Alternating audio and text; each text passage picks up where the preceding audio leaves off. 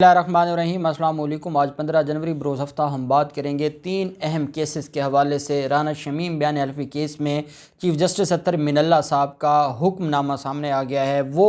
فیصلہ جس کا انتظار تھا، اور اس فیصلے میں سب کے خلاف فرد جرم عائد کرنے کا جو عدالت کی طرف سے فیصلہ کیا گیا ہے اور فرد جرم کے لیے طلب کیا گیا ہے۔ معافی نامے اور عدالت پر پریشر، عدالت پر دباؤ، سب کچھ مسترد کر دیا ہے آنریبل اسلام آباد ہائی کورٹ نے، اور اسلام آباد ہائی کورٹ نے بڑا ہی اہم فیصلہ جاری کیا، اور اس میں 3 اہم چیزیں ڈسکس کی ہیں، اور جیو جنگ کا اور مریم نواز گروپ کا چہرہ پوری قوم کے سامنے پیش کیا ہے کہ ان کا کردار کیا ہے اور کیسے یہ عدالتوں پر اثر انداز ہونے کے لیے ڈرامے کرتے ہیں، اور کیا ان کا جو لیول ہے رپورٹنگ کا، کوئی خبر چھاپنے کا، کوئی خبر چلانے کا جو لیول ہے، عدالت نے اس کو بھی 3rd کلاس ڈکلیئر کیا ہے۔ اس کی تفصیلات بھی میں آپ کے ساتھ شیئر کروں گا۔ ساتھ ہم بات کریں گے نور مقدم قتل کیس میں بھی آج سماعت ہوئی، اس کی مختصر تفصیلات بھی میں آپ کے ساتھ شیئر کروں گا۔ پہلے میں آپ کو بتاتا چلوں کہ زرداری کی جو نیو یارک اپارٹمنٹ کیس میں احتساب عدالت اسلام آباد نے جج محمد بشیر صاحب نے ضمانت دی تھی، اس کا جو تحریری فیصلہ سامنے آیا ہے، جو دوست سوشل میڈیا پر اور ٹویٹر پر اس دن مجھ سے اختلاف کر رہے تھے، اور میں نے ایک بات کی تھی کہ آصف زرداری کو میڈیکل گراؤنڈز کی بنیاد پر ضمانت دی گئی ہے، میرٹ کے اوپر یہ ضمانت نہیں ہوئی، اور جو پاکستان پیپلز پارٹی کے لوگ یہ پھیلا رہے ہیں کہ احتساب عدالت نے آصف زرداری کو اس وجہ سے ضمانت دے دی ہے کہ اس کے خلاف کوئی ثبوت نہیں ہے۔ عدالت نے اپنے فیصلے میں واضح لکھا ہے کہ میڈیکل گراؤنڈ پر یہ ضمانت سیکھ کی گئی تھی اور میڈیکل گراؤنڈ پر اسے ضمانت دی گئی ہے۔ میں نے اس وجہ سے یہ کہا تھا کہ یہ وہ ضمانت ہے جو اسلام آباد ہائی کورٹ میں دائر پہلے کی گئی، اور اس کے بعد نیب آرڈیننس آنے کے بعد جو دائرہ اختیار ہے وہ آ گیا ہے احتساب عدالتوں کے پاس ضمانت کا، اور اس وجہ سے وہ ضمانت کی درخواست وہاں سے واپس لے کے یہاں دوبارہ دائر کی گئی تھی۔ تو جو موقف اسلام آباد ہائی کورٹ میں لیا گیا تھا وہی موقف الٹیمیٹلی نیچے لینا تھا، اور پہلے جو مختلف کیسز میں 5 ریفرنسز میں آصف زرداری کی ضمانت منظور ہوئی ہے، ان 5 ریفرنسز میں بھی میڈیکل گراؤنڈ کے اوپر کسی ایک کیس میں بھی میرٹ کے اوپر ان کی ضمانت نہیں ہوئی، اور کیونکہ وہ عدالتوں کے فیصلے سامنے تھے، اور میڈیکل گراؤنڈ پر جب اسلام آباد ہائی کورٹ پہلے ایک ملزم کو ریلیف دے چکی ہے تو اس وجہ سے ملزم کو ریلیف دیا گیا ہے آصف زرداری کو۔ اور ساتھ عدالت نے اس میں ایک اہم چیز جو بڑی ہی واضح ہے وہ عدالت نے کہی ہے کہ ابھی کیونکہ یہ معاملہ انکوائری کے مرحلے میں ہے،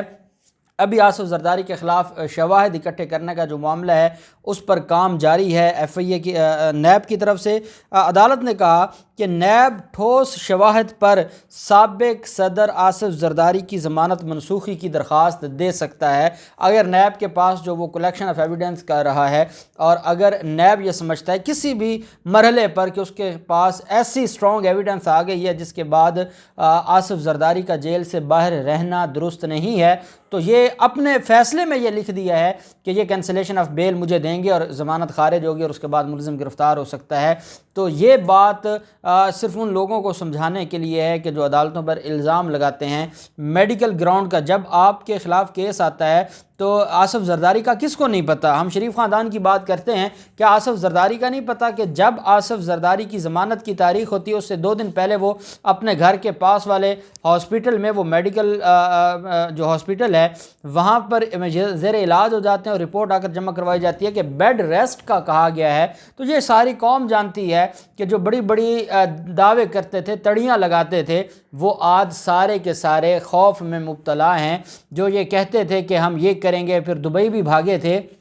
ساری قوم اب یہ جان گئی ہے کہ سوائے ہیلے بہانوں کے میرٹ کے اوپر ان کے پاس کچھ نہیں ہے مقابلہ کرنے کو۔ اور پھر کیونکہ میڈیکل گراؤنڈ پر ہمارا قانون موجود ہے، پرانے قوانین چلتے آ رہے ہیں، عدالتیں پابند ہیں ان قوانین پر عمل درآمد کروانے کی، اور وہ قوانین امینڈمنٹ ہونی ہے پارلیمنٹ کے ذریعے، پارلیمنٹ میں یہی لوگ بیٹھے ہیں، وہ کبھی بھی ایسی امینڈمنٹس نہیں آنے دیتے، اور ان کو یہ ریلیف ملتا رہتا ہے، اور یہ ایک بڑی بدقسمتی ہے۔ اب دیکھنا یہ ہے کہ آصف زرداری کے خلاف جو کلیکشن آف ایویڈنس ہے وہ نیب کب تک مکمل کرتی ہے، اور یہ معاملہ آگے کہاں تک جاتا ہے۔ نور مقدم قتل کیس میں آج بڑے اہم گواہ کا بیان قلم بند ہوا ہے اور جرا ہوئی ہے، اور یہ نور مقدم کے والد ہیں شوکت مقدم جو مدعی ہیں اس واقعہ کے۔ اور ایک بات میں آپ کو بتاتا چلوں کہ جو مدعی کا بیان ہوتا ہے کسی بھی مرڈر ٹرائل میں، وہ سب سے اہم 2 بیانات بڑے اہم ہوتے ہیں۔ ایک تو مدعی اور اس کے ساتھ جو آئی وٹنسز ہوتے ہیں اور ان کا بیان آپس میں ایک دوسرے کے ساتھ میل کھانا بڑا ضروری ہوتا ہے، اور پھر جو آئی او ہوتا ہے، انویسٹیگیشن آفیسر ہوتا ہے اس کیس کا، اس کا بیان بڑا اہم ہوتا ہے۔ تو آج سب سے اہم گواہ شوکت مقدم کا جو بیان ہے وہ عدالت میں قلم بند کیا گیا ہے، اس کے اوپر جرح کی گئی ہے، اور یہ جرح کی ہے ملزمان کے وکلاء نے۔ سارے ملزمان بھی عدالت میں موجود تھے۔ اس سے پہلے آپ یہ بھی جانتے ہیں کہ 4 صفحات پر مشتمل فیصلہ آیا تھا جج عطا ربانی صاحب کی طرف سے، اور جج عطا ربانی صاحب نے یہ کہا اپنے فیصلے میں کہ جو میڈیکل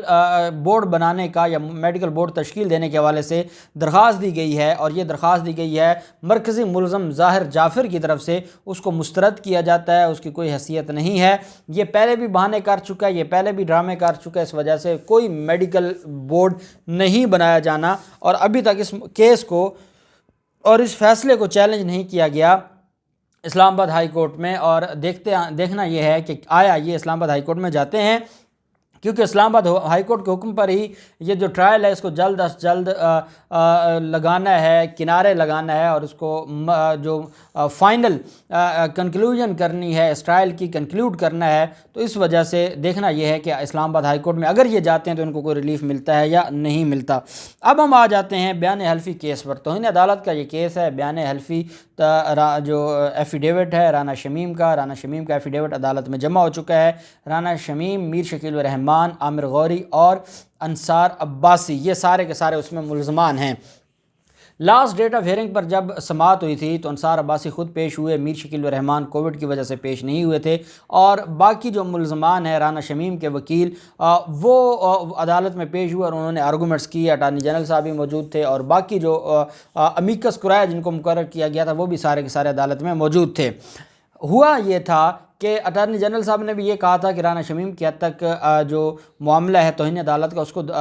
ہر حال میں ان کے خلاف توہین عدالت کی کارروائی شروع کی جائے، فرد جرم عائد کی جائے، جبکہ جو باقی ملزمان ہیں ان کی حد تک پینڈنگ رکھا جائے، پہلے رانا شمیم کی حد تک ٹرائل ہو جائے۔ اگر اس میں کوئی ایسی چیز آتی ہے کہ کہیں ان کا کوئی آپس میں ملی بھگت نکلتی ہے، اور عدالت نے اٹارنی جنرل صاحب نے یہ بھی کہا تھا کہ یہ بیسیکلی شریف خاندان کے پے رول پر کام کر رہے تھے، تو وہ معاملہ سامنے آ جائے، اس کے بعد ان کے خلاف کیس ختم نہ کیا جائے، ان کے بعد میں ان کے خلاف جو توہین عدالت کی فرض جرم ہے وہ عائد کر دی جائے۔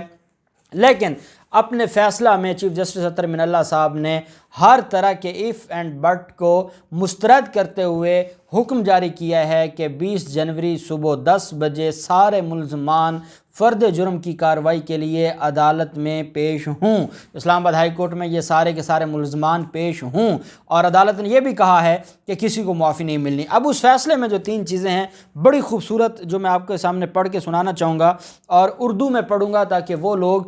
جو ہمیشہ فیصلہ سمجھنے سے پہلے ہی مٹھائیاں کھا لیتے ہیں اور ان کو یہ لگتا ہے کہ شاید وہ ہر ادارے کو بلیک میل کر لیں گے، وہ ہر ادارے پر اپنا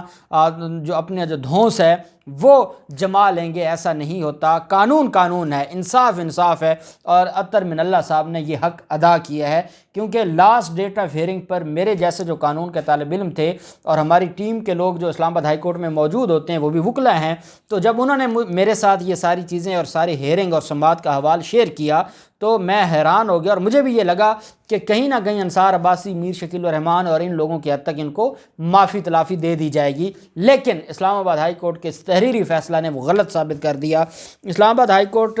نے کہا ہے کہ میر شکیل الرحمان، عامر غوری اور انصار عباسی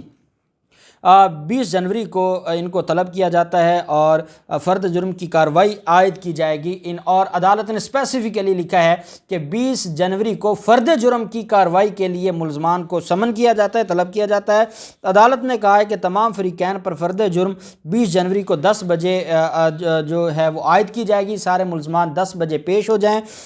ساتھ عدالت نے افسوس کا اظہار کیا ہے کہ عدالت نے کہا ہے کہ افسوس سے کہنا پڑتا ہے کہ توہین کے ملزمان کو کافی وقت دے لیا، ملزمان کا موقف یہی رہا کہ انہوں نے کچھ غلط نہیں کیا، مجال ہے کہ ان کو کوئی شرمندگی محسوس ہوئی ہو، مجال ہے کہ ان کی کوئی غیرت جاگی ہو۔ عدالت نے کہا افسوس ہے، عدالت نے بڑے دکھ کے ساتھ کہا کہ افسوس ہے کہ وہ جس بات پر، جس جہالت پر وہ اٹے ہوئے تھے وہ وہیں اٹکے رہے اور وہ اس سے آگے نہ ہٹے۔ عدالت نے کہا کہ وہ اسی بات پر قائم رہے کہ انہوں نے کچھ غلط نہیں کیا۔ رپورٹر، ایڈیٹر اور چیف ایڈیٹر کا موقف بہت اہم ہے۔ موقف یہ ہے،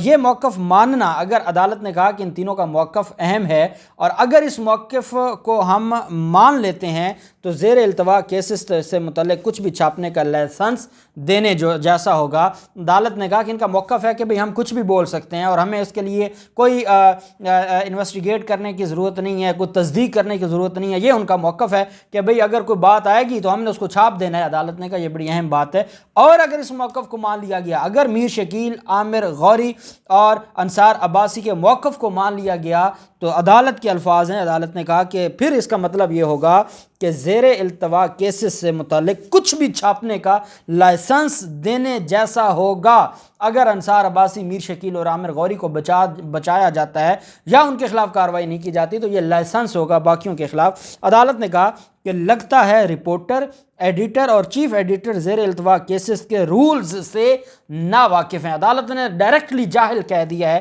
کہ یہ ناواقف ہیں ان رولز سے جو زیر التوا کیسز سے متعلق بات نہ کرنے کا کہتے ہیں۔ توہین عدالت کیس کے دوران بھی کیس پر تنظیموں کے موقف چھاپے جا رہے ہیں جو جیو جنگ پر کبھی کسی ادارے کا، کبھی کسی رہنما،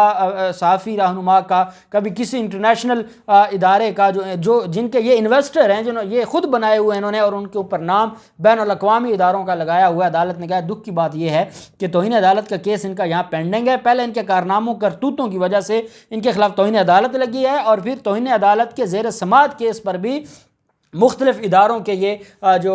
خبریں ہیں وہ چھاپ رہے ہیں۔ یہ جیو جنگ اور ان کے اندر نہ شرم ہے نہ حیا ہے۔ رپورٹر نے کہا کہ بیان حلفی کا درست یا غلط ہونے کا جاننا اس کی ذمہ داری نہیں تھی۔ یہ بڑی بات ہے۔ انصار عباسی کے بارے میں عدالت نے کہا کہ ان کا یہ کہنا ہے کہ جو زیر التوا جو بیان حلفی درست ہے یا غلط ہے اس کے لیے یہ جاننا ضروری نہیں تھا، اس نے زحمت نہیں کرنی تھی کہ وہ غلط ہے یا درست ہے۔ عدالت نے کہا کہ پروفیشنل صحافی زیر التوا کیسز سے متعلق ذمہ داری سے واقف نظر نہیں آیا اور یہ لگتا ہے کہ جو یہ قانون سے نابلد ہیں، اور قانون بڑا واضح ہے کہ ignorance of law is no excuse. کوئی یہ نہیں کہہ سکتا کہ مجھے پتہ نہیں تھا اور اس وجہ سے میں نے کوئی غلط کام کیا ہے یا کوئی کرائم یا کوئی اوفینس کیا ہے۔ عدالتیں یا قانون اس کو اس بات کی وجہ سے معافی نہیں دے گا۔ عدالت نے کہا ہے کہ یہ سارے کے سارے جو